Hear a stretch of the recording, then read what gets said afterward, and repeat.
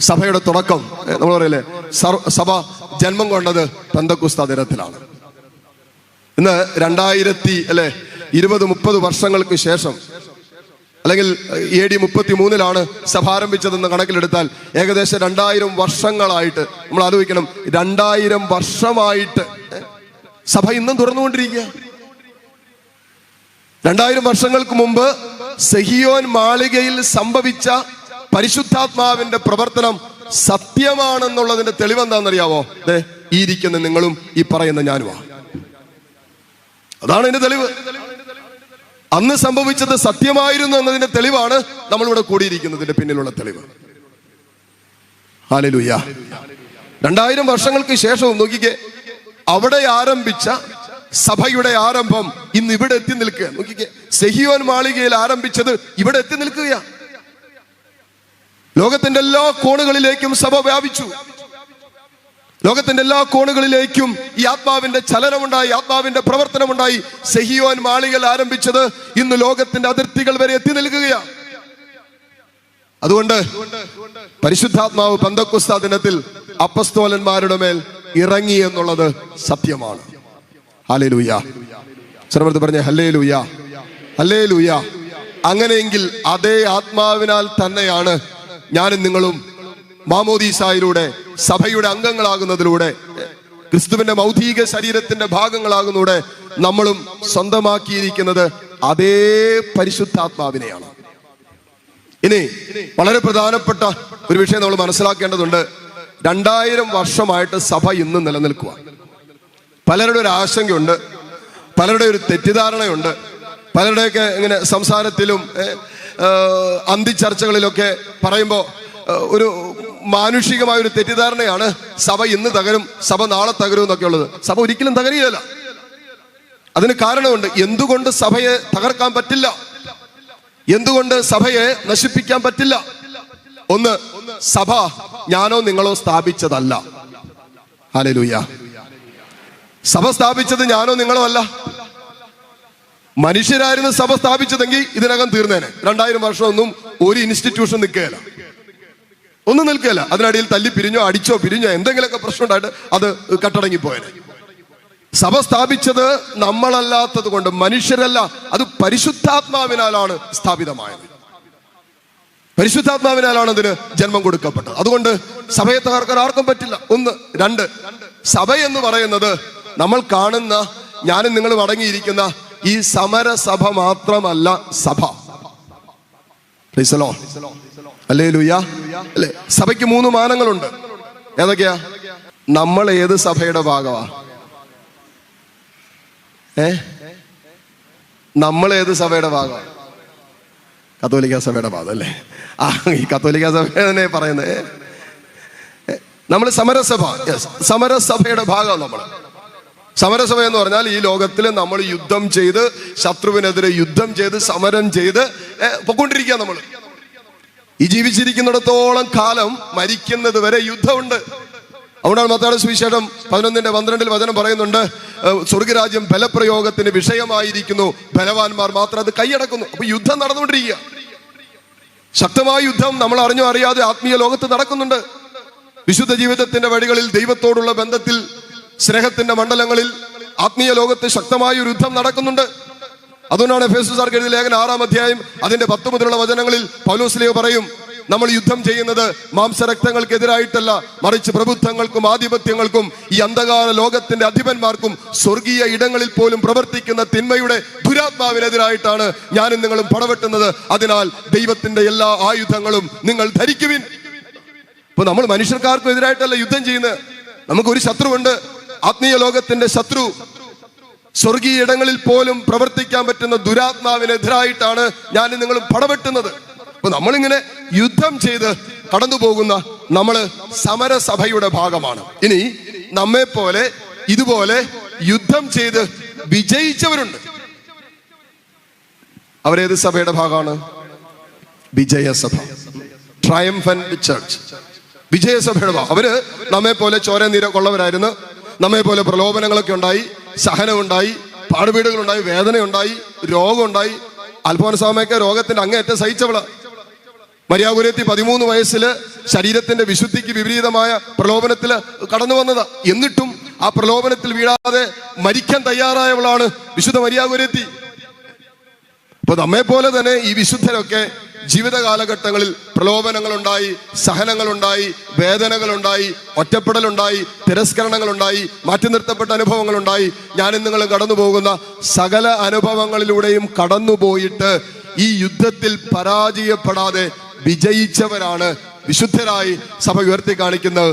അതല്ലാതെയും സഭ ഉയർത്തി കാണിക്കാത്തവരുണ്ട്. അവരെല്ലാം വിജയ സഭയുടെ ഭാഗമാണ്. ഹല്ലേലൂയ. ദൈവം നമ്മളിൽ നിന്ന് ആഗ്രഹിക്കുന്നത് ഈ വിജയ സഭയുടെ ഭാഗമായി തീരുക എന്നുള്ളതാണ്. ഇനി ഒരു സഭയും കൂടി ഉണ്ട്, അല്ലെങ്കിൽ ഒരു മാനം കൂടി ഉണ്ട്. അതേതാ? സഹനസഭ. സഹനസഭ, സമരസഭ, വിജയസഭ, ഇനിയോ സഹനസഭ. അത് ശുദ്ധീകരണ സ്ഥലത്തുള്ള ആത്മാക്കളാണ്. നരകത്തിൽ പോകാൻ തക്ക വിധത്തിൽ മാരക പാപമൊന്നും അവർ ചെയ്തിട്ടില്ല.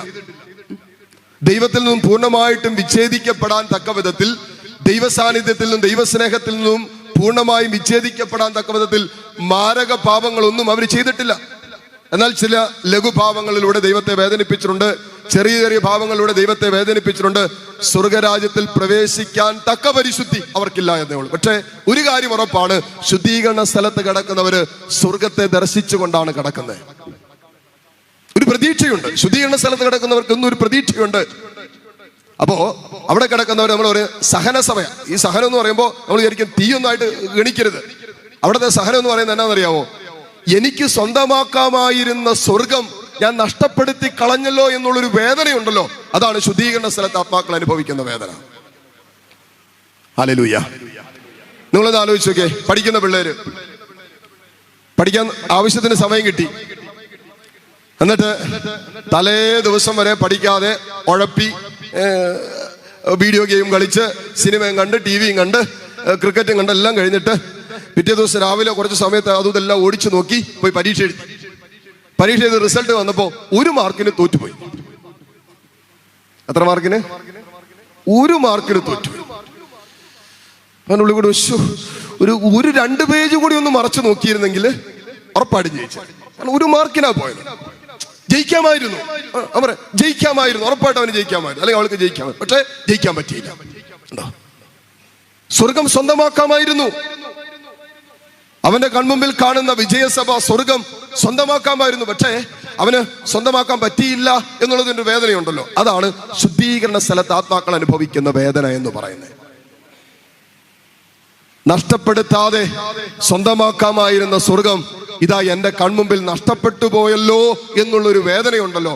ആ വേദനയാണ് ശുദ്ധീകരണ സ്ഥലത്ത് ആത്മാക്കൾ അനുഭവിക്കുന്നത്. ഇനി ശ്രദ്ധിക്കുക, സമരസഭ മാത്രമാണ് ദൃശ്യമായത്.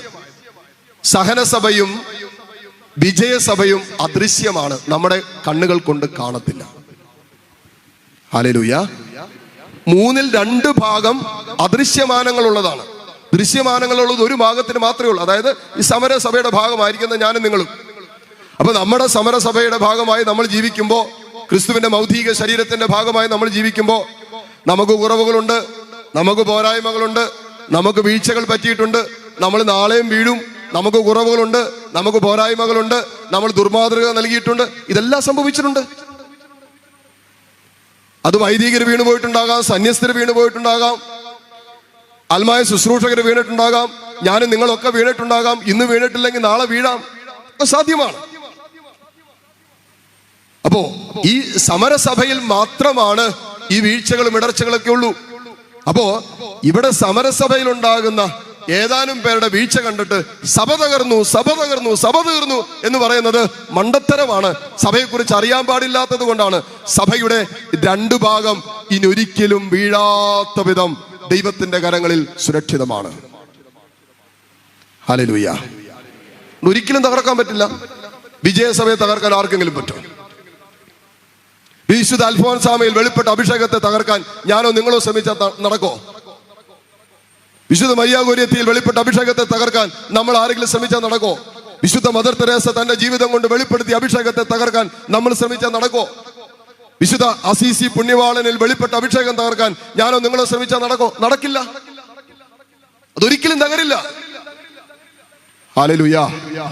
അതുകൊണ്ട് സഭ തകർക്കാം എന്നുള്ള തെറ്റിദ്ധാരണ അത് അറിവില്ലായ്മയാണ്. സഭ എന്താണെന്ന് അറിവില്ലാത്തവരാണ് പറയുന്നത് സഭ തകരും, സഭ തകർന്നു.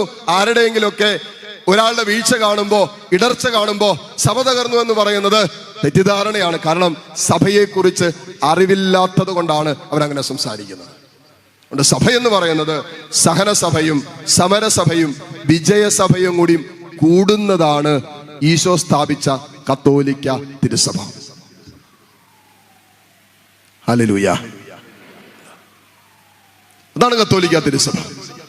അത് 2000 വർഷത്തിലധികമായിട്ട് ഒരു പോറലും ഇല്ലാതെ പൊക്കോണ്ടിരിക്കുക. നമ്മളായിട്ട് കുറെ അസ്വസ്ഥതകളൊക്കെ ഉണ്ടാക്കിയിട്ടുണ്ട്, അത് വേറെ കാര്യം. നമ്മുടെ ജീവിതം കൊണ്ട് കുറെ ദുർമാതൃക കൊടുത്തിട്ടുണ്ട്. നമ്മുടേതായ രീതിയിൽ ഒത്തിരിയേറെ പാപത്തിന്റെ വഴികൾ ഒരു ക്രിസ്ത്യാനി ജീവിക്കേണ്ട ജീവിതത്തിന്റെ വഴികളിലൂടെ അല്ലാതെ സഞ്ചരിക്കുന്നതുകൊണ്ട് പല തെറ്റിദ്ധാരണകൾക്കും പല ദുർമാതൃകൾക്കും നമ്മൾ വീണു പോയിട്ടുണ്ട്. ഹല്ലേലൂയ. സർവ്വത്ത് പറഞ്ഞ ഹല്ലേലൂയ, ഹല്ലേലൂയ. അതുകൊണ്ട് സഭ എന്ന് പറയുന്നത് ഒരിക്കലും തകരില്ല എന്ന് ഹൃദയം കൊണ്ട് വിശ്വസിക്കണം. കാരണം അത് ക്രിസ്തുവിന്റെ തുടർച്ചയാണ്. അതുകൊണ്ടാണ് യേശുവിന്റെ തുടർച്ചയാണ് സഭ. ഈശോ പറഞ്ഞു, ഞാൻ പോയി കഴിയുമ്പോൾ നിങ്ങൾക്ക് പരിശുദ്ധാത്മാവിനെ തരും, ആത്മാവ് പിന്നെ നിങ്ങളെ നയിച്ചോളൂ എന്നാ പറഞ്ഞത്. അപ്പസ്തോലന്മാരെ അതുവരെ ഈശോ നയിച്ചു. ഈശോ പറഞ്ഞു, ഞാൻ പോയി കഴിയുമ്പോ എന്റെ ഭാഗത്ത് നിങ്ങളെ നയിക്കാൻ പരിശുദ്ധാത്മാവിനെ തരുക, പിന്നെ ആത്മാവാണ് നയിക്കുന്നത്.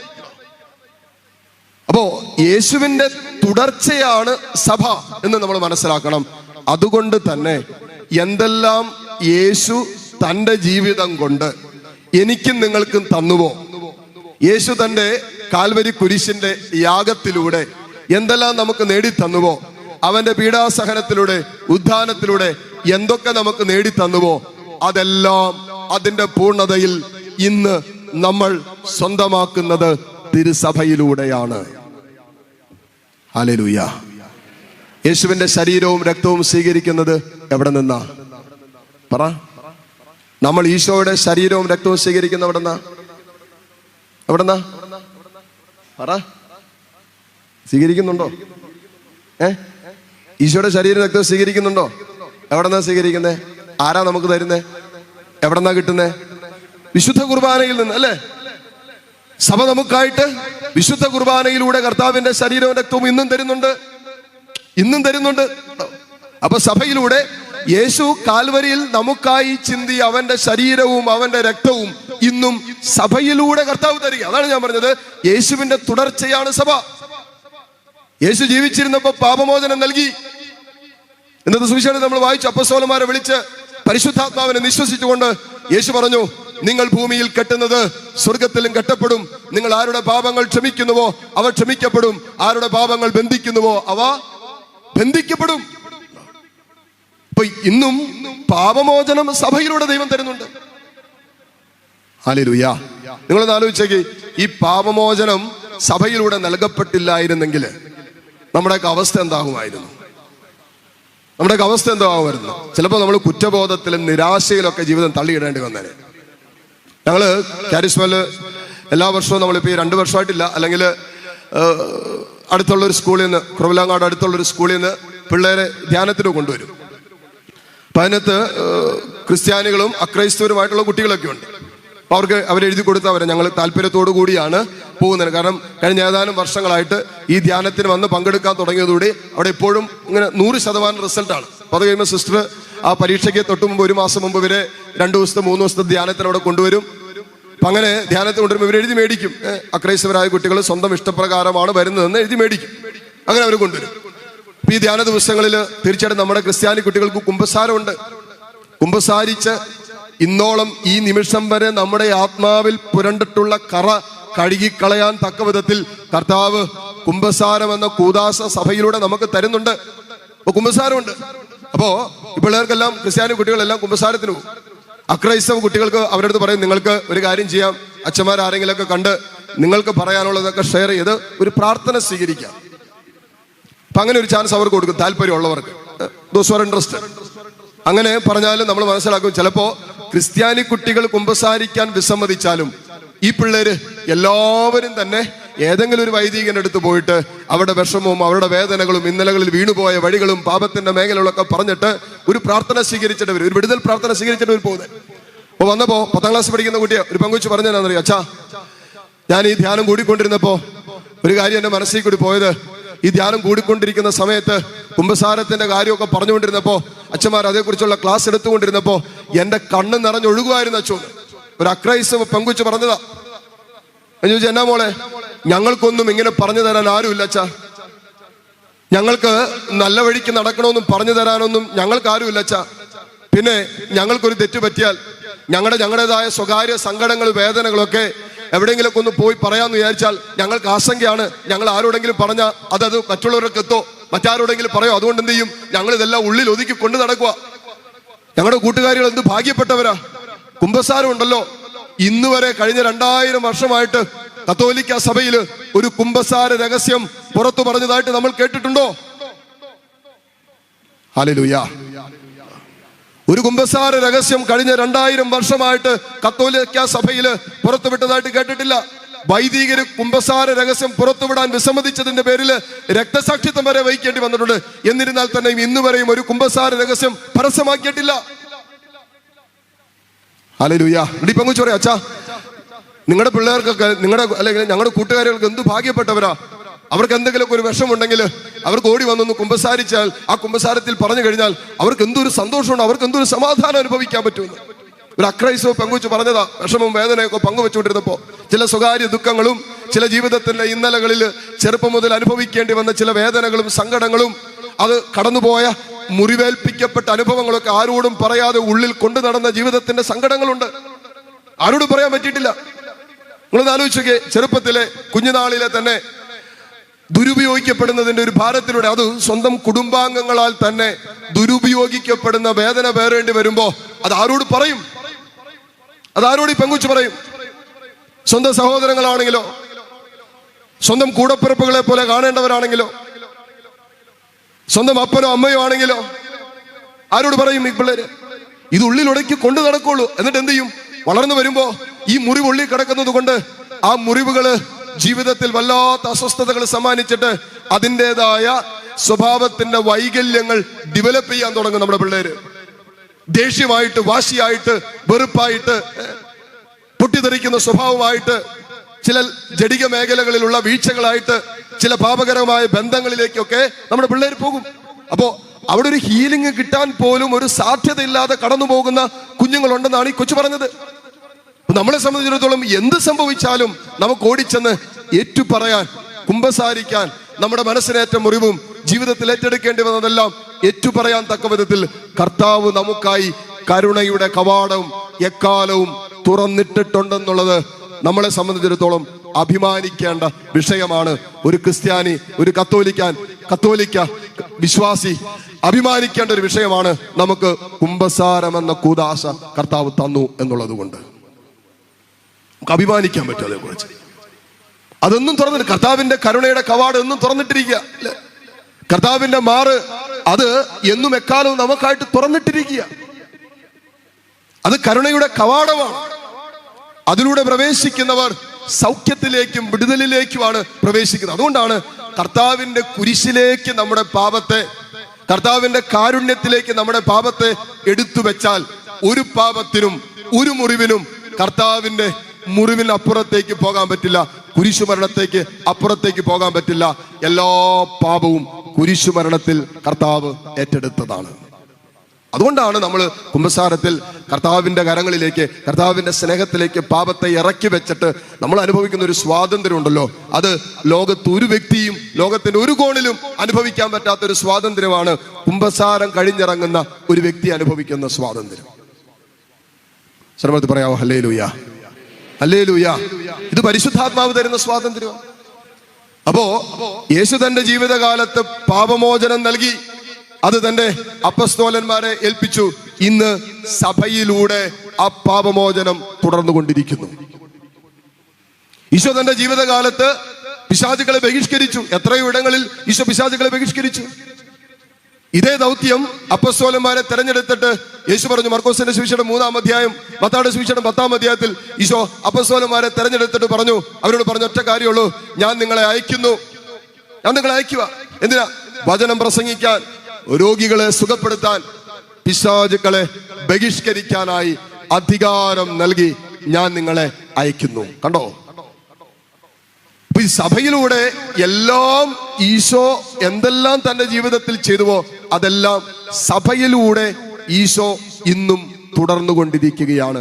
പരിശുദ്ധാത്മാവാണ് തിരുസഭയിൽ യേശുവിന്റെ സാന്നിധ്യം ജീവിക്കുന്ന സാന്നിധ്യമാക്കി നമുക്ക് തരിക.